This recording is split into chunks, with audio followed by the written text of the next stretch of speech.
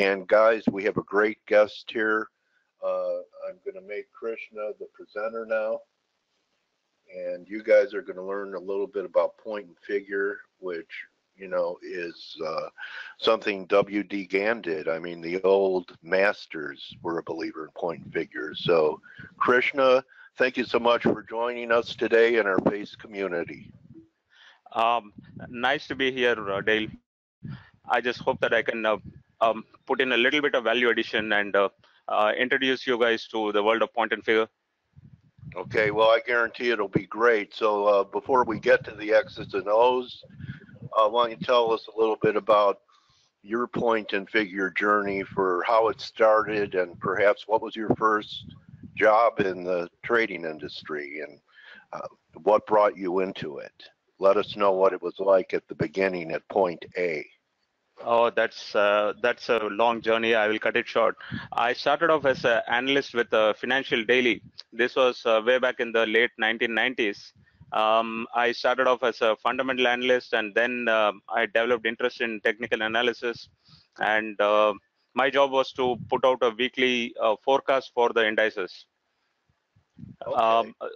And all along, I have been, I had this role of an analyst, wherein I had to put out my views on various stocks, and people, the readers used to ask a lot of questions saying that they hold shares of this company, that company, and they asked for my views. So I had to give them a concrete reply saying that they can hold on or maybe exit or stuff like that. Then Okay. for the last 4 or 5 years, I've been basically on my own trading for a living, and I trade primarily stocks. I buy it in the cash segment, not derivatives, and my holding period will be anywhere between a few weeks to maybe a few years. And of course, I also trade stock futures. Okay. So Nifty is very actively traded index future in India. So Okay. And where are you based in India? Chennai, it's a southern coastal city. Okay. All right. So let me ask you this. How was it for you when the cash was eliminated? Those notes were taken off the market. Did it affect your life or your family's life? And then we'll get to what you do. No, not much. See, but people who had hordes of unaccounted money, they were the ones who had to do the running around. So for people having legal money, we had the option of depositing it in the bank, and there was more than 45 to 50 days time window given for everyone to deposit the money in the bank. So it did take a toll in terms of sudden cash crunch. And in India, it's not that every place accepts credit cards or stuff like that. So there are places where you have to necessarily deal with cash. So to that extent, it was cumbersome, but it was all manageable basically. So it's been about a year or so the country's adjusted to it. Yeah, but now it's back to normal. In fact, after maybe a couple of months, things came back to normalcy. It didn't have a big impact at all. Okay, so I think this was a test case for other democracies to try and eliminate black market. And although cryptocurrencies people think is another way to go, why don't we get right into it? Looks like you want to thank you for putting all this time into putting together a PowerPoint presentation. So I'm just going to let you take it away and interject if there's something that comes to a question from the community or something I would like to ask you. Okay? Yeah, that's nice. Yep. Okay. So Define Edge Solutions, that's the name of your website. That is the name of the company that I'm associated with. So these guys have developed a software for charting point and figure charts. So it's a wonderful software. It has a very robust scanning feature and all that stuff. So and Define Edge is the website that you see on the bottom of the screen. That is the homepage, and Define Edge Solutions is the company. Okay. All right. Great. Yeah. So why don't we move to start going through the slides that you Sure. Yep. So as you know, the traditional chart we have all along been looking at time being plotted in x-axis and price being plotted in y-axis, right? So depending upon what time frame chart you're looking at, so say it's a 15-minute chart. So every 15 minutes that goes by, you see a bar or a candle that gets printed on the chart, irrespective of what the price does. So the price might not move at all, but still, just because we have chosen a given time frame, we see the software faithfully plotting a new candle or a new bar after every 15 minutes or whatever time frame that we choose, Right. isn't it? Right. So, but in point and figure charts, what we do is the x-axis does not define time. So we are just concerned with the price.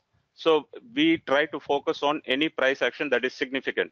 So what I mean by significant is, I never thought about it. It's true, because you could be in one box for, several periods of time. exactly. Yeah. Okay. Exactly. Great. That's a pearl.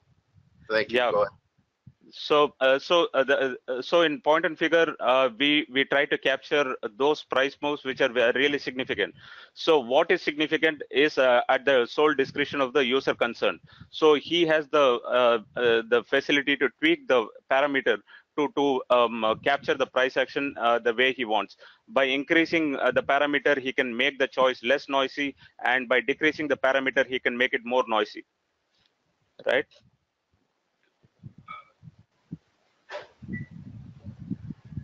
So if you look at a point and figure chart, you will see alternating columns of X and O. So the X captures or represents price that is moving up. So the X will always move from your bottom of the screen to the top of the screen, because it captures a rising price, and the column of O denotes falling prices. So it will flow down from the top of the screen to the bottom of the screen. So you will always have these alternating columns of X and O in any chart. So the basic idea here, the advantage with point and figure chart is that it filters out noise, and of course it gives more weightage to the trend. So if the price is moving up, and obviously we'll be in a column of X, so every incremental box size move that happens, it will be captured. But for it to flip over to a column of O, to capture a reversal, we need a bigger move on the opposite direction for it to flip over to a column of O. So okay, so it takes a lot of price damage to flip the trend. Exactly. Got it. So so I've just given an example here. Suppose if you're looking at a 10-point box size, so this box size is the variable which which the user can define. So by making it 10 points or reducing it, the noisiness of the chart can be altered. So if we choose a 10-point box size, so every 10-point move in the direction of the trend, it will keep the chart will keep plotting it. Any price move less than 10 points, it ignores it completely. And for it to capture a reversal, we need 3 times the box size to flip over to the other column to capture the reversal. So in this example, we are 10 into 3, we need a 30-point move in the opposite direction for us to capture a reversal and flip over to a column of X or O, depending upon what the trend is. Okay, so it really keeps you in the trend, like I was saying. Yeah, it's basically a trend following system, and the best part is if the trend is in force, there is no way that you're going to miss the trend. So that is one of the best parts of using point and figure. Okay. So it really disciplines people to not, to stay with something that's working until you really get, big confirmation that it's not right to be long or short anymore. And the best part, Dale, is it's very objective. So there is little room for discretion here, especially when you're dealing with derivatives. You need to be very precise with your entry, exit, stop loss, and the way you trail your stop loss and stuff like that. So point and figure gives you a complete package. It removes ambiguity, and you are pretty much in control. Yeah, so it's mechanical. Yeah, it's mechanical. Yeah, without a lot of computer power being needed. It's like your own little algo, your prehistoric algorithm. Exactly. And Nothing new under the sun.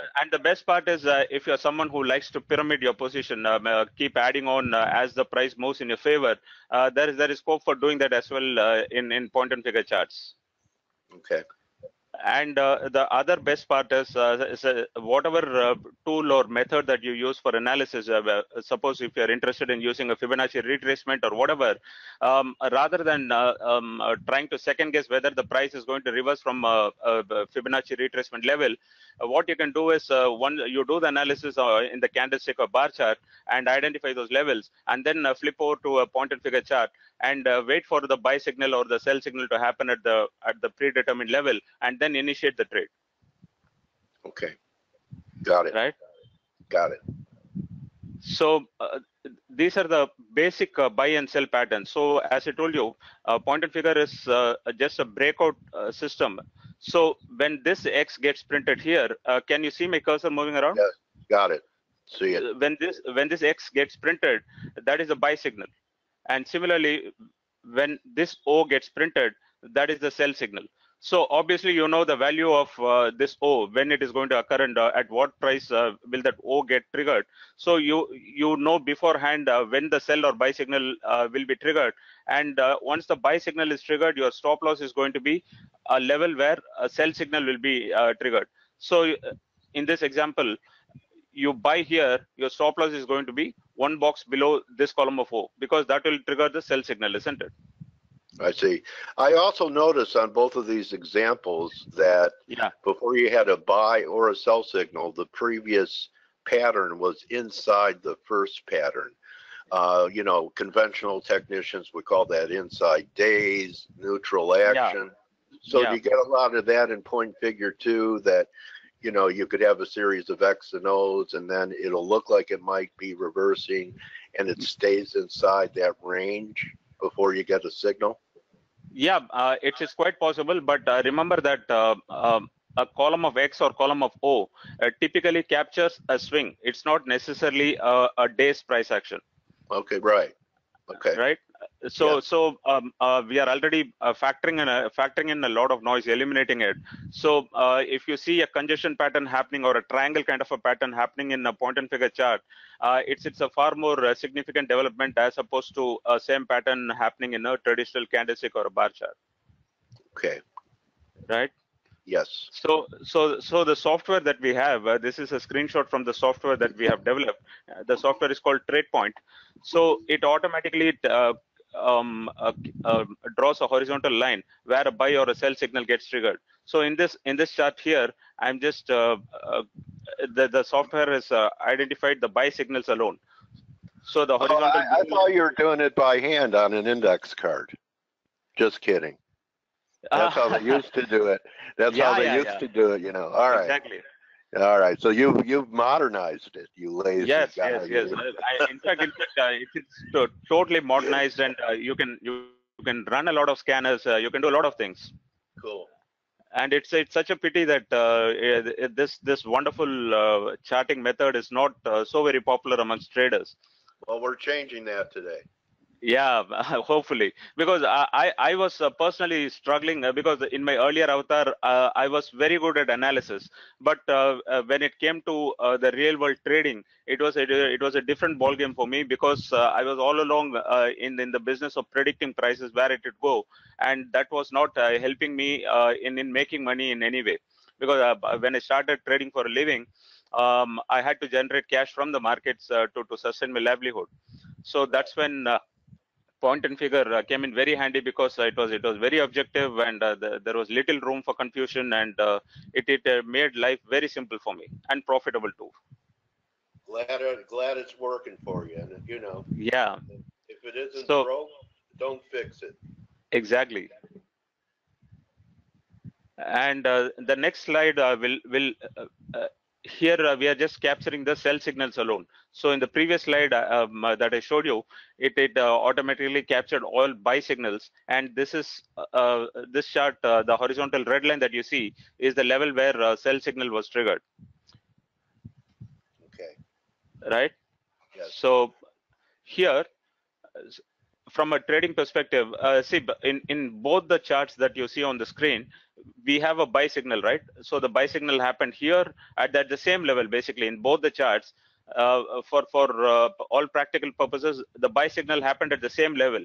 But obviously, we would be interested in the instrument that is on the left-hand side, primarily because the risk is lower. Your stop loss is going to be here if you take the buy signal in the first instrument, whereas in the second instrument on the right, though the buy is at the same level, your stop loss is way deeper, Okay. right? So So do you pass on those trades? it depends on your risk parameters. So obviously, you know that this is the maximum risk that you can afford in a trade. So you can probably adjust the position size accordingly, or pass the trade if you deal with only one lot or whatever. Okay, If it is let me not ask you, in your experience of using this, what's your average R to R, risk reward on taking these? See, if I talk about individual stocks that I trade, the risk reward is very handsome. I can talk about, say, 1 to 6, 1 to 7, or even better. Wow. See, the Okay. best the best part is once the trade starts moving in your favor, you can aggressively trail your stop loss. So Right. that is the best Trail. part. Okay. Okay. So you trail it. Do you ever take partial profits during a trend? That option is also there, but it's up to the individual concerned. So Right. if you want to, we can automatically calculate high probability targets using point and figure. So if you want, you can take some money off the table when the target is hit, and then trail the remaining position. Okay. We'll take a look at Dow Jones and S&P with some targets, but with the caveat that this is all educational, and I'm not trying to give out any recommendation or anything like that. I'm just sharing what I observed from a purely educational perspective. Okay. Yes. We have Yeah. that disclaimer. Okay. Okay. Great. So let's flip over to a few charts here. I Yeah. think. After the interview is over, give me your lawyer's name and mine will contact him. I'm just kidding. Don't worry about it. So okay, let's take a look at maybe S&P 500. So All right, I do have a question from the community from Vamsi. You might know him. Some of your people followed you here. What is the difference between Renko charts and his software? As Renko charts are based on price rather than. okay, fine, excellent. Renko chart and point and figure, they have lot of commonality. The basic difference is like in terms of trailing your stop loss, point and figure is far more robust.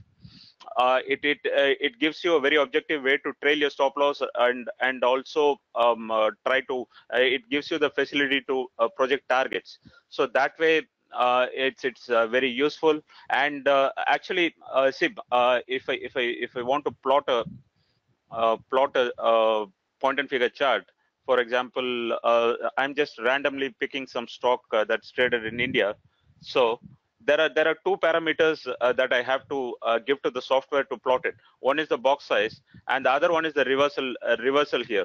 So if I make the reversal as 2, then it basically mimics your Renko chart. So the default popular setting is 3-box reversal, and the only variable that the user has to decide is the box size. Okay. So if I make the reversal as 2, I will basically be replicating a Renko chart. Interesting and great question. That was a great question. So this is your S&P 500. What I've used here is a daily closing price, and I have used a box size of 5 points. So each X or O that you see on the screen, it represents 5 points. So and the moving average here, the thick black line that you see, is the moving average that I've plotted. And this moving average is not the regular moving average that you see in the candlestick or bar chart, because we are not dealing with time here. As I told you in the beginning, we eliminate time in point and figure charts.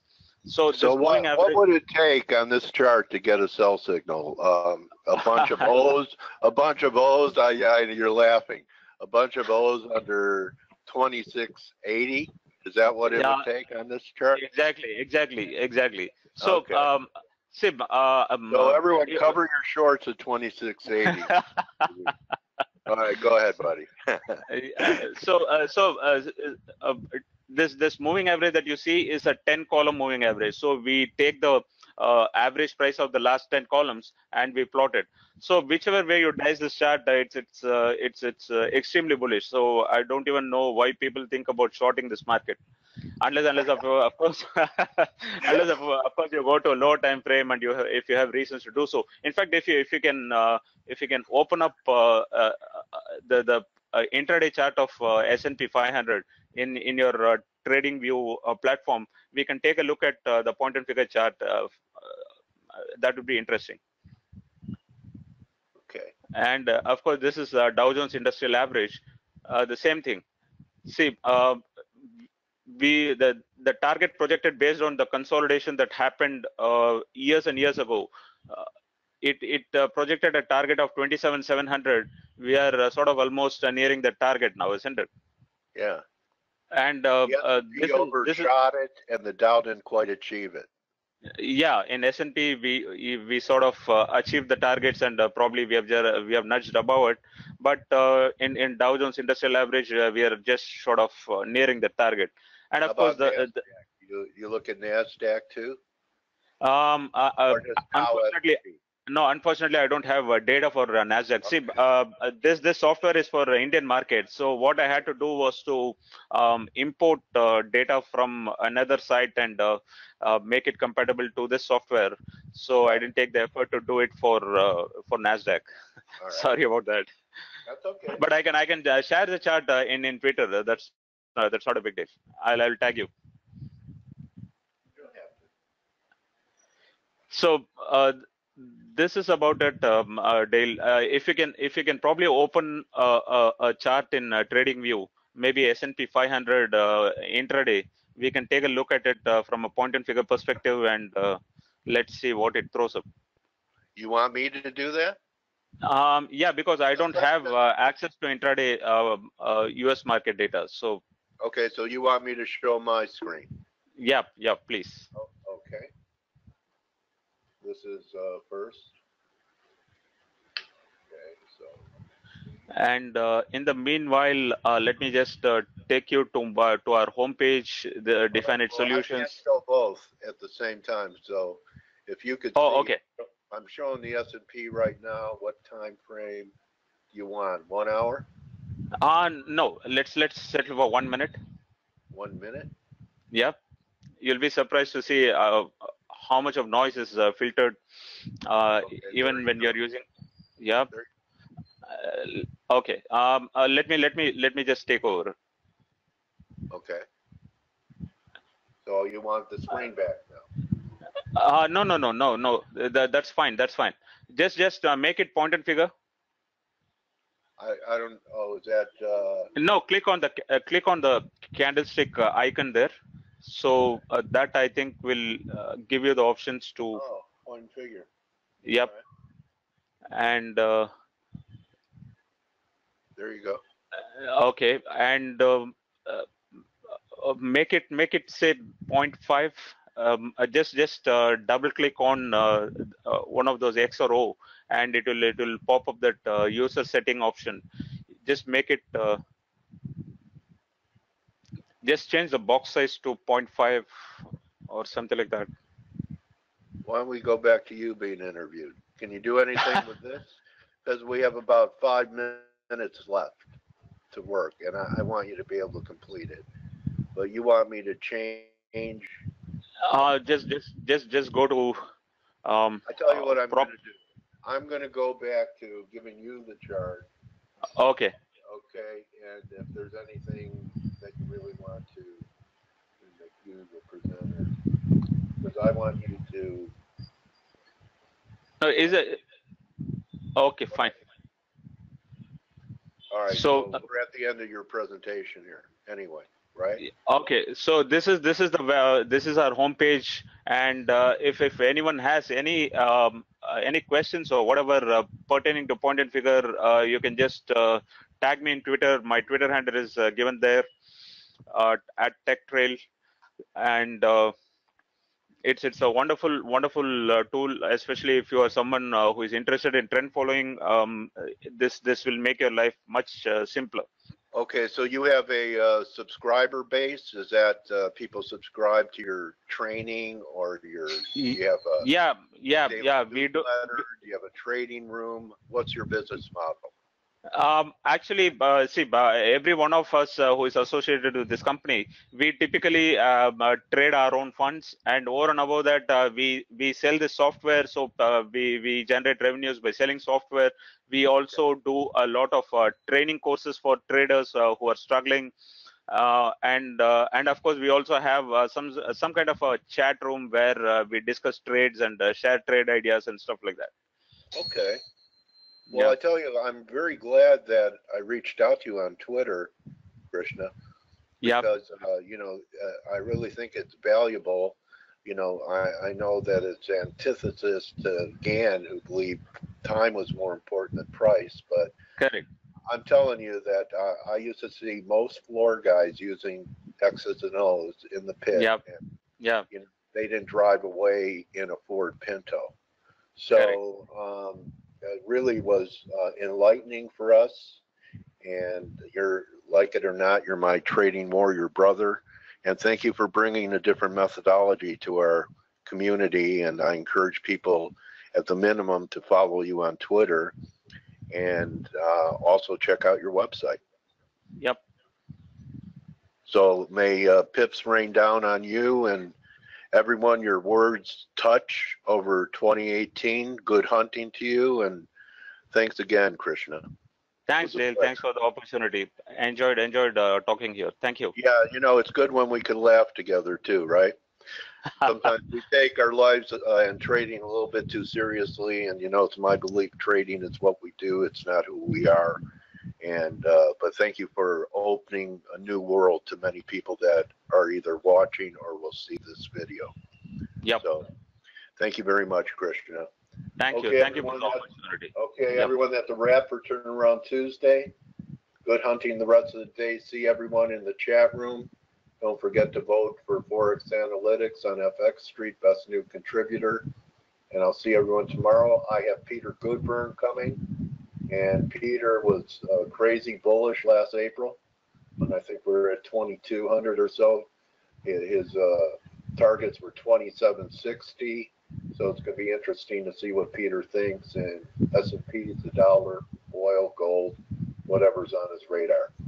So consider joining our group and taking a look at the traffic light page, at least a trial for $1. You could drive it around for 10 days and take a look at what happens after F.A.C.E closes in the chat room. And with that, remember everyone, don't just count your pips, count your blessings. Adios, my trading warrior brothers and sisters. See you Wednesday. You're very welcome. You're very welcome. Our pleasure. Our mission is to build up and edify traders every day. Hope we accomplished it again. Thanks again, Krishna. Thanks. I'm signing out now. Okay, buddy.